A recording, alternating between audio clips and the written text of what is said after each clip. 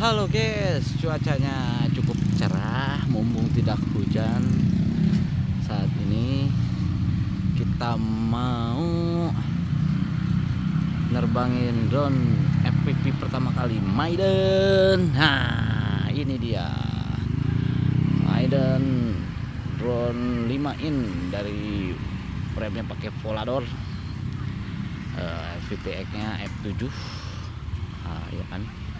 Ec-nya 55 ampere dari Speedybee juga F7.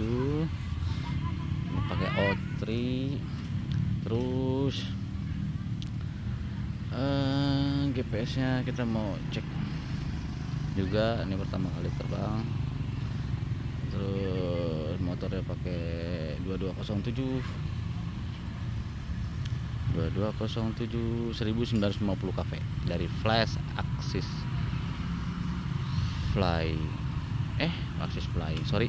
Flyfish. Oke, siap. Gimana nanti hasilnya kita akan upload, kalian check it out. Lanjut Maiden.